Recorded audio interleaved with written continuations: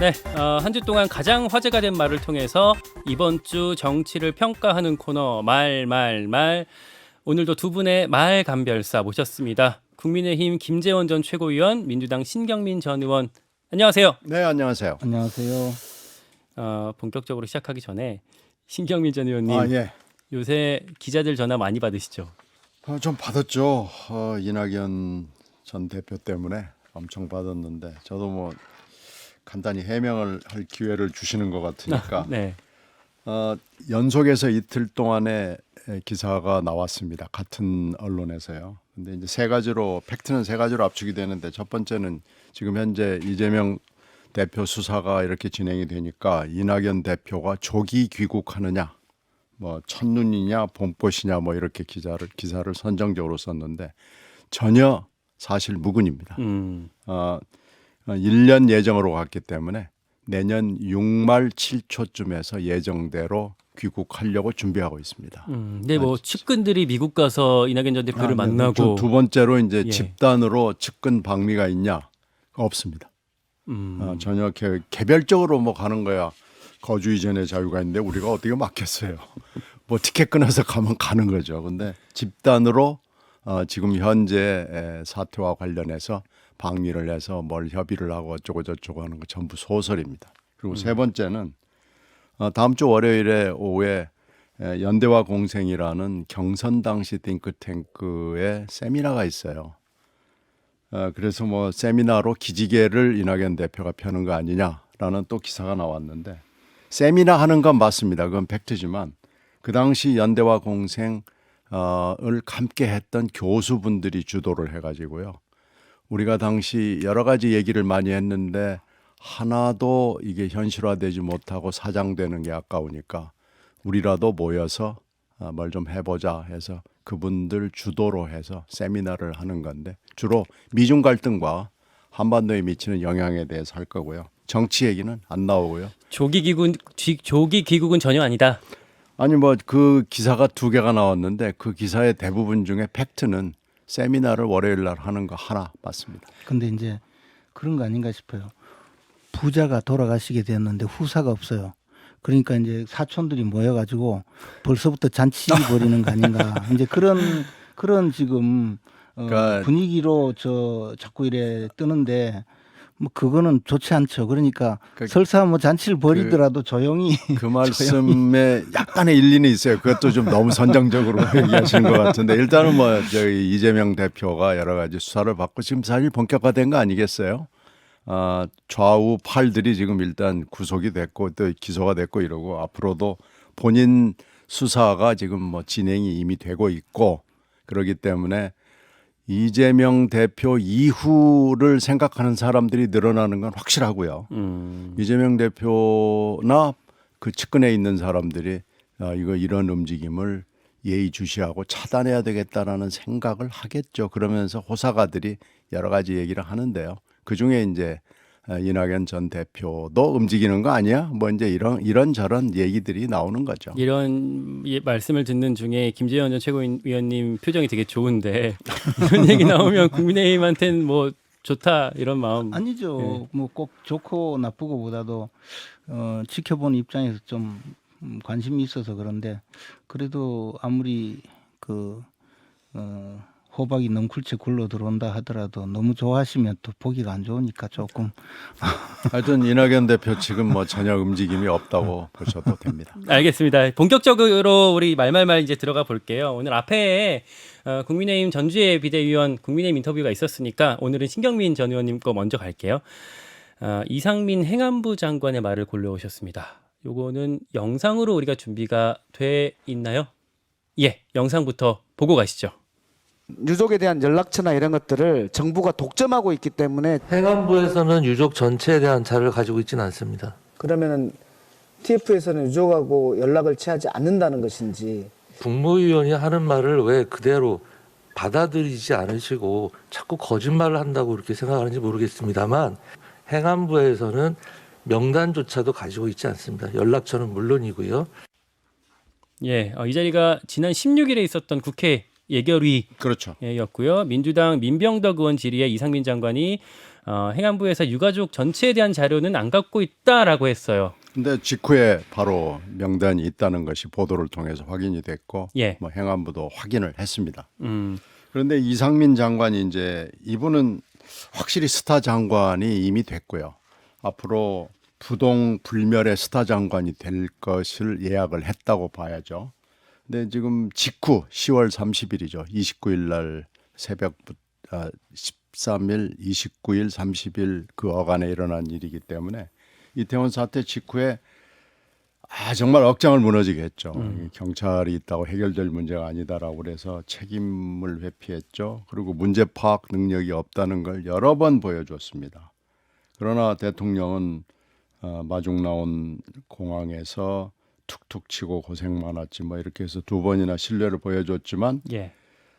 폼나게 사표를 쓰고 나가는 걸 왜 못하겠느냐라고 해서 공감 능력이 없다는 것이 다시 한번 확인이 됐고요. 근데 여기에다가 이제 거짓말까지 한 거예요. 근데 이제 화요일에 유가족들이 기자회견을 했는데 거기서 정말 가눌 수 없는 깊은 슬픔도 저희들이 느꼈지만 제가 그 기자회견을 보면서 딱 느낀 것은 유가족들을 정부가 고립시키고 분리시키고 격리시키려고 굉장히 애를 썼구나라는 걸 읽었어요.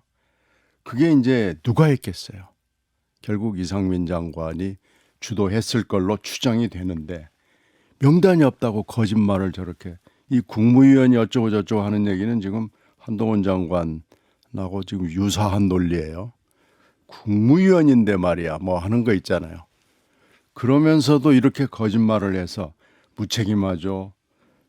공감 능력 없죠. 문제 파악 능력 없죠. 거기다 거짓말을 했기 때문에 이분은 뭐 언제 그만둘지 모르겠습니다만 그만둘 것도 예약했지만 확실한 부동의 불멸의 스타 장관을 예약했다. 저희들은 그렇게 보고요. 이분은 빨리 그만두는 게 국가와 민족과 윤 정부를 위해서 좋다고 생각합니다.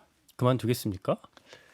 저는 이제 이 사건 초기부터 결국에 이제 국민의 그 생명과 안전을 책임지는 주무장관이기 때문에 뭐 사건에 대한 진상 규명을 하고 또 수습을 하고 나면 뭐 정치적인 책임은 져야 될 것이다라고 생각을 했어요. 근데 요즘에 와서 이제 이 야당의 공격이 너무 도를 넘고 또 그 수위가 사실 좀 보통 그저 할 수 있는 것보다도 뭐 너무 많은 그 억측까지 붙여서 공격을 하니까 오히려 좀 지켜주고 싶다는 생각이 들어요. 오히려 왜냐하면 이것을 이제 야당에서 뭐 주무장관이니까 이 주무장관이 이러한 점에서는 잘못했다. 그러나 지금 이 무슨 형사 책임 그런 문제를 자꾸 끌고 가는데 사실 형사 책임을 이야기하면서 무슨 업무상 과실치사죄로 처벌해야 된다 이런 주장은 사실 저도 뭐 법률가이긴 하지만 좀 이해할 수 없는 부분이 많거든요. 그러니까 저 너무 심하다 이제는. 그래서 차라리 좀 제대로 이 사안이 끝날 때까지는 오히려 좀 지켜주고 싶은 마음이 들어요. 그래서 물론 뭐 장관으로서 좀 미흡한 점도 있겠죠. 그러나 그렇다고 하더라도 지금 한참 이제 이 이태원 참사에 대해서 조사가 이루어지고 있고 또 그 과정에서 책임 문제를 뭐 논하고 있는 상황인데 거기에 뭐 어떻게 보면 이 소속 기관이거든요. 소방방재청은 그 소방방재청의 노조까지 나와서 무슨 뭐 압수수색을 하라 이런 주장까지 하고 하니까 오히려 너무 부당하게 몰린다. 그러니까 좀 지켜주고 싶다는 생각이 들 정도예요. 그래서 뭐 야당이니까 비판하는 거는 좋은데 그래도 경우에 맞는 비판이 있어야 되지 않을까 저는 그런 생각입니다. 어떤 정치 도의적 책임에 넘어서 형사사법적 처벌 얘기까지 나오는 건 좀 과하다. 뭐 그래서 지키자. 아니 지켜주면 야당 입장에서는 뭐 좋죠. 공격의 포인트가 되니까. 근데 문제는요. 이주영 장관처럼 지난번에 세월호 때 공감하고 문제 해결을 위해서 노력하고 진력하는 모습을 보여주고 쇼라도 정말 그렇게 저는 이주영 장관을 잘 아는 입장에서 쇼는 안 했을 겁니다. 근데 진짜 이상민 장관은 쇼라도 그렇게 해야 될 거예요. 근데 그게 아니고 여러 가지로 봐서 문제 파악 능력도 없고 공감도 안 되는데 사태 수습 후에 그만두겠다? 그만두는 게 사태 수습에 일단 도움이 되고요. 그리고 이렇게 지금 유가족들이 6개 항을 요구를 했는데 4번째 항이 참사 피해자들 간의 소통 문제를 정식으로 거론을 했습니다. 이 정도면은 이 말하자면 유가족들을 격리, 분리, 고립시킬 뿐만 아니라 감시까지 한 흔적이 있어요. 그래서 이 사람들이 헤매다가 이분들이 얼마나 그 깊은 슬픔을 가누지 못합니까? 헤매다가 겨우 NGO들을 해서 NGO들을 여러 군데로 흩어지니까 숫자가 많잖아요. 그러니까 민변이 간사 NGO가 돼가지고 기자회견을 열었다고 그래요. 그렇다고 그러면 이게 방해한 흔적이 있습니다. 그러니까 말로는 뭐 보듬어 두겠다고 그러면서 보듬는 게 아니고 이분들을 이렇게 방치하고 격리시키고 분리시키려고 그랬다고 그러면은 이상민 장관이 뭘 했는지는 잘 모르겠지만 아마 이제 계속 있다고 그러면은 국정조사에서 뭐 얘기가 나오겠죠. 그러니까 빨리 그만두고요. 객관적으로 조사와 수사를 받고 그것이 이번 사태를 해결하는 데 도움이 되고 이게 정부와 여당에도 좋습니다. 근데 저는 이제 지금 말씀하시는 거에 대해서 약간 이해가 가지 않는 것이 이 유가족 중에는 물론 자기가 실명을 공개하고 또 나와서 기자회견도 하고 그런 분들도 있겠지만 괜히 내 이름이 드러나거나 또는 뭐 연락처까지 알려지고 공개되어서 지금 뭐 또 2차 가해 문제도 있지 않습니까? 뭐 무슨 그 댓글이나 이런 데 보면 흉흉하게 좀 사람들이 다 뭐 좋은 사람도 아니고 아주 못되게 또 반응하는 분들도 많잖아요. 많아요. 그런 사람들이 엄청나게 또 공격을 하는 것도 싫고 해서 내 이름은 공개하지 말아 달라는 분들이 꽤 있었거든요. 또 더 나아가서 그분들이 예를 들어 직접 나와서 내가 유가족인데 나는 이런 의미다라고 하는 사람 외에 나는 공개하지 않았으면 좋겠는데 그것을 공개하겠다고 이미 저 문제를 일으켜서 한번 논란이 되었고 그 다음 단계로 또 지금 와서는 이제 변호사 단체에서 소송하자고 하면서 접촉을 하는 정도로 그런 일도 있는 데서 그분들의 명단을 공개하고 연락처를 알려달라 그러면 이 유가족 사이에서라도 뭐 연락할 수 있게 알려달라. 근데 알려주기를 싫어하는 분들도 있을 텐데 그것을 요구하는 것 또는 현행법적으로는 사실은 휴대전화번호도 개인정보에 속하거든요. 그런 것이 어떻게 보면 법적으로 불법행위인데 그것을 요구하면서 지금 마치 행정안전부 장관이 이런 배후 세력인 양 이야기하는 것은 저는 극도의 불법적인 행동이라고 생각하거든요. 그래서 이런 것을 보면서 너무 부당하게 지금 과도하게 비난을 받고 있으니까 저분이 뭐 저는 일면식도 없는 분인데 저분이 저렇게까지 공격을 당하는 것은 저는 조금 안타깝다는 생각이 짧게 한 말씀만 주시고 국정조사 얘기로 좀 넘어가 볼게요. 예.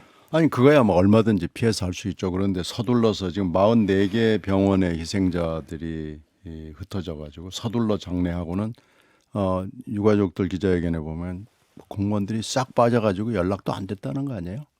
그러니까 이게 너무나 이상해요. 그러니까 이렇게 가면 안 되고요. 이렇게 몰인정하고 무자비한 처리 방법이 어디가 있습니까? 그래서 빨리 그만두시는 게 본인과 국가, 민족, 정부, 여당을 위해서 좋기 때문에 더 이상 두둔하는 것은 무익한 일이라고 생각합니다. 알겠습니다. 국정조사가 이제 어제 본회의 문턱을 넘었는데 두 분 다 이제 사실 국정조사 경험들이 아주 많이 있으시잖아요. 국정조사를 잘 정말 어떤 막 싸우다 말고 그냥 서로의 실력이 없는 것만 드러내는 것이 아니라 정말 뭔가 좀 진상규명에 도움이 되고 사고 해결에 도움이 되는 국정조사가 되려면 어떻게 좀 해야 한다 조언을 하시겠습니까? 김지원 최고위원님.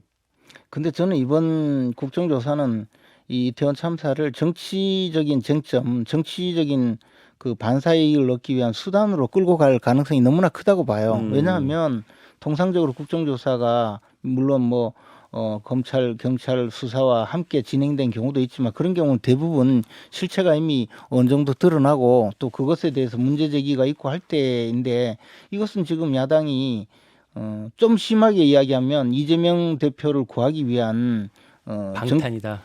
방탄이 되겠습니까? 그 뭐 저 이재명 대표야 뭐 검찰에 수사하는 거니까 뭐 방탄은 안 되겠지만 그것을 정치적인 쟁점으로 하나 만들어서 어떻게든 이것을 가지고 좀 뉴스를 덮기 위한 그런 수단 하는 뭐 그런 것으로 비판을 받잖아요. 그래서 지금 과연 이 참사의 원인을 규명하고 그다음에 이 사고 수습을 위한 여러 가지 방안을 논의하는 그런 국정조사가 될 것이냐? 저는 뭐 그게 안 될 거라고 봐요.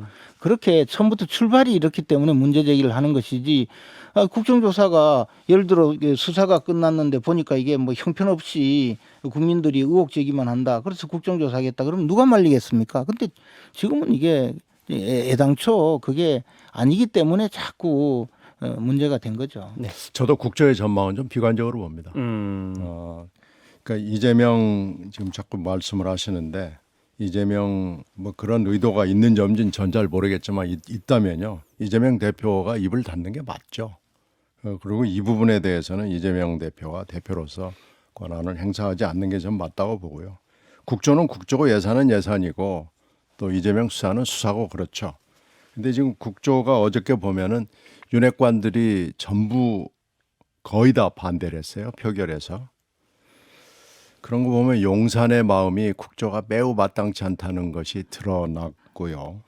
그리고 주호영 대표가 그저께 얘기하고 어제 아침 얘기하고 해서 어저께 이제 해프닝이 많이 있었잖아요. 아니 근데 저는 그러니까 윤핵관도 아닌데 반대하는데. 그러니까 주호영 대표가 윤핵관이 아니고 이 용심하고 마음이 굉장히 멀어졌다는 게 확인이 돼서 일단 좀 어려워 보여요.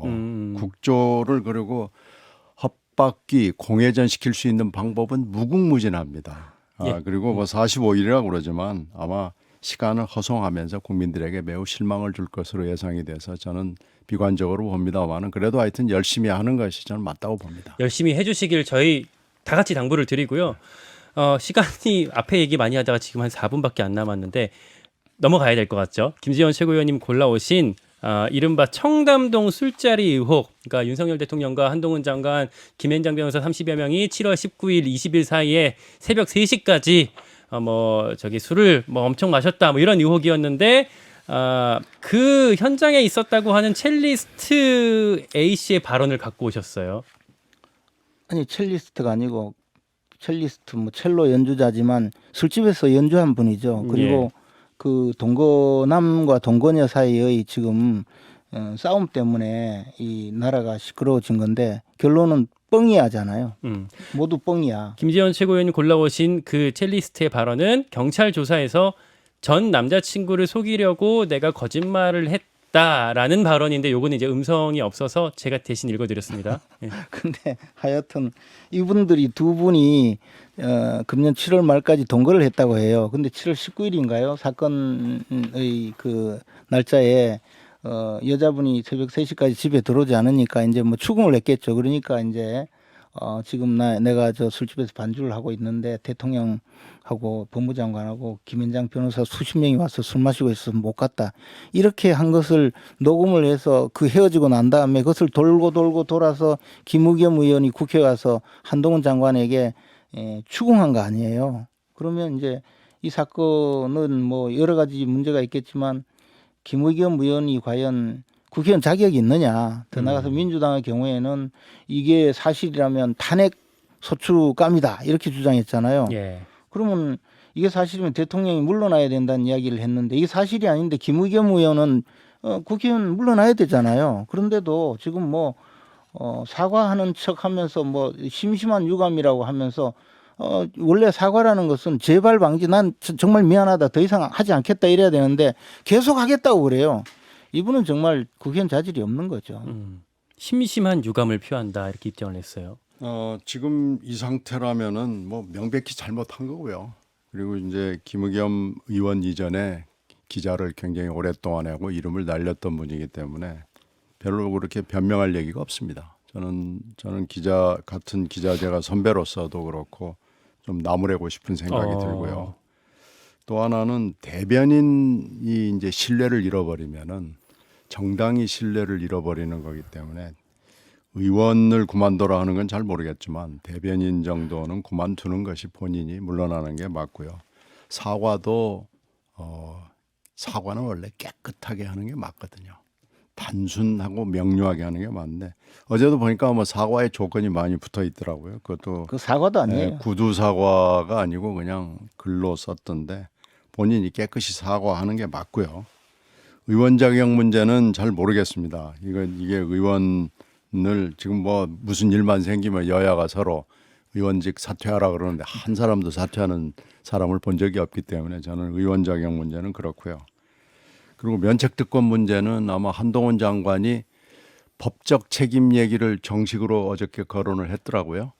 그런 걸로 봐서는 한동훈 장관이 아마 고소를 할 것 같아요. 고발이 아니고 고소를 하기 때문에 법무부 장관이 만약에 고소를 하게 된다면은 뭐 검찰이 얼마나 열심히 또 수사를 하겠어요. 그러면은 이 면책특권 문제는 대법원 판례가 면책특권의 한계에 관해서 2000년 중반쯤에서 나온 게 있습니다. 그래서 그 부분에 대해서는 이건 법원의 판단을 받아봐야 되기 때문에 지금 저희들이 뭐라고 결론을 내기는 좀 어렵습니다. 근데 이제 김의겸 의원이 이거 한 번만 한 게 아니고 앞에서도 여러 차례 정말 뭐 있을 수 없는 그 황당한 이야기를 많이 했었죠. 그리고 뭐 그것이 주로 이제 한동훈 장관을 지칭하고 뭐 또 그 표적을 삼고 하긴 했었는데 이번 일을 보면 한동훈 장관은 뭘 걸 거냐, 나는 장관직하고 다 걸겠다라고 처음부터 했거든요.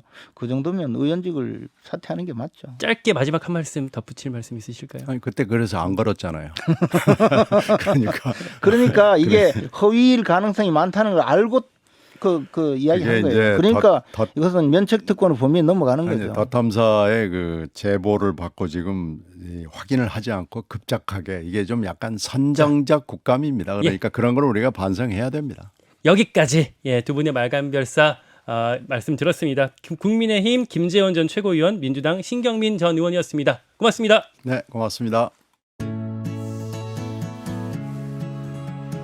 김현정의 뉴스쇼는 시청자 여러분의 참여를 기다립니다. 구독과 좋아요, 댓글 잊지 않으셨죠? 알림 설정을 해두시면 평일 아침 7시 20분 실시간 라이브도 참여하실 수 있습니다.